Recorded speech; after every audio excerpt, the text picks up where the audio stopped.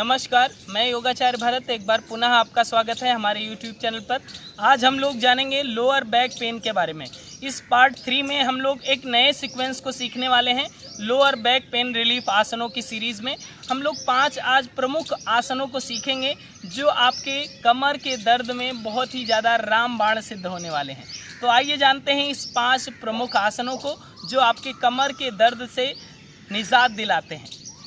सबसे पहले आसन के क्रम में आप मार्जारी आसन में आते हैं। मार्जारी आसन में कैसे जाना है वो आपको ध्यान रखना है। आपके जो दोनों नीज हैं वहाँ पर आपको 4 आर्म्स का गैप लेना है। इस तरह से मेज़र करेंगे, फिर दोनों एल्बो को सामने रखेंगे और पाम्स पर आएंगे। इस तरह से दोनों फुट में भी गैप रहेगा और आपको इनहेल करते हुए, श्वास लेते हुए आपको नेक को ऊपर करना है। पूरे बैक में आर्च बनाएंगे एंड एक्सेल करते हुए पेट को अंदर खींचना है, नेक डाउन करेंगे। पूरे स्पाइन में आपको कर्व बनाना है। इस तरह से श्वास लेते हुए ऊपर की ओर, श्वास छोड़ते हुए अंदर की ओर। इस अभ्यास को आपको 30 बार रिपीट करना है श्वास के साथ। ध्यान रखेंगे आप जर्क नहीं देंगे, झटके के साथ नहीं करना है। श्वास प्रश्वास का ध्यान रखते हुए आप इसका अभ्यास करेंगे। 30 बार करने के बाद में आप धीरे से रिलैक्स पोजीशन में शशांक आसन में रिलैक्स करेंगे फ्यू सेकेंड।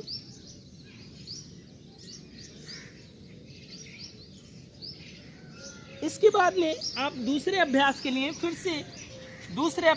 आप फिर से मार्जारी आसन में आएंगे और अभी आपको व्याघ्र श्वास की क्रिया करनी है। व्याघ्र श्वास का अभ्यास करना है। दूसरे अभ्यास में आपको व्याघ्र श्वास का अभ्यास करना है। व्याघ्र श्वास के लिए आपको फर्स्टली राइट लेग को इनहेल करते हुए नी से बैंड रखते हुए ऊपर उठाएंगे इस तरह से, और श्वास छोड़ते हुए आपको अंदर की ओर खींचना है।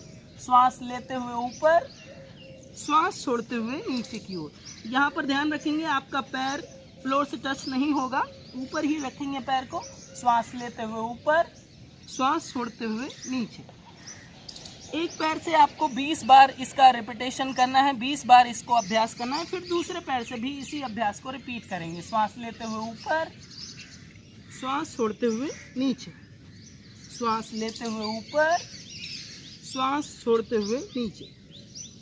इस अभ्यास के बाद में भी आपको थोड़ा सा रिलैक्स करना है। ध्यान रखेंगे जल्दबाजी नहीं करना है, आपको जर्क नहीं देना है। सामान्य स्थिति में रिलैक्स करें, श्वास प्रश्वास से अपने आप को जोड़े रखें।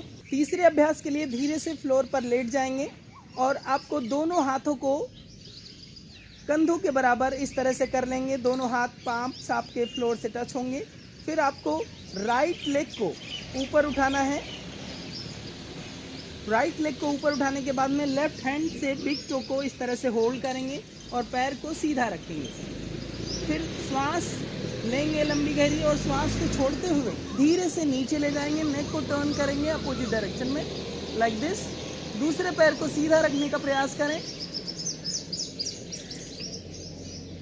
फिर धीरे से वापस लाएंगे और इसी अभ्यास को दूसरे पैर से करना है। यह अभ्यास आपको दोनों पैरों से रिपीट करना है 5-5 बार इस तरह से। मैक्सिमम खिंचाव देंगे और फिर धीरे से वापस आएंगे। अगला अभ्यास आपको पवन मुक्तासन करना है। पवन मुक्तासन के लिए पहले एक पैर से करेंगे। राइट लेग को नी से बैंड करेंगे, फिंगर इंटरलॉक करेंगे इस तरह से और मैक्सिमम अपर बॉडी को खींचते हुए चिन को नी से टच करने का प्रयास करेंगे लाइक दिस।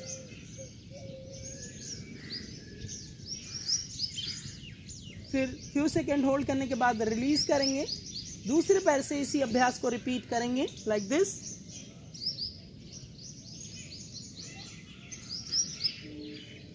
फिर इसी अभ्यास को दोनों पैरों से एक साथ करना है।